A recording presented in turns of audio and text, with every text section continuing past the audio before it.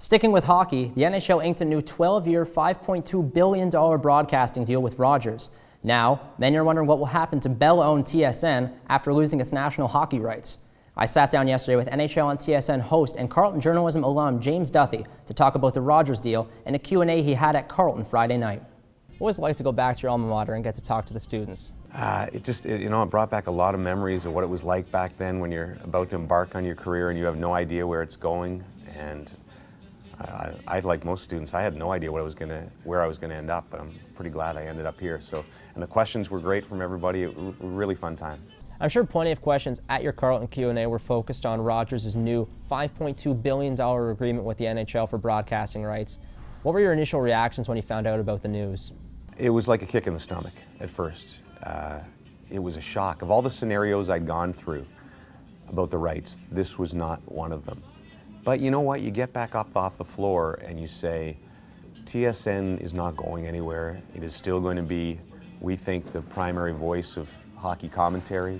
Things like the quiz and insider trading aren't going anywhere. And we have a ton of other things. We're the home of all football and all the golf majors, et cetera, et cetera, et cetera. So we'll be okay, but it was shocking. Yeah, you mentioned you never imagined this would happen. Why was that? I don't know. I didn't think it was possible for Gary Bettman to cut out a partner who had been, I think, not only incredibly loyal, but had grown the game a lot in the last 12 years.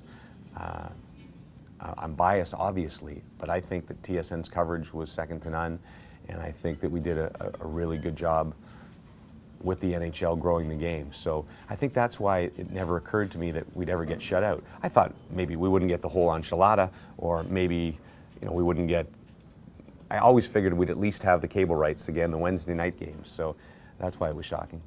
So, after everything that's gone on in the past week, what does the future hold for both you and for TSN? That's a great question. Like I said, TSN will be fine.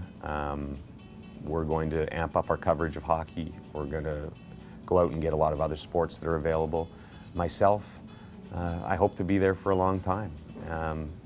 But you never know. And we're 5 days into this or so, or 6 days into this, and I'm still trying to let it all settle. My head's a little bit swirling, but we'll all be okay.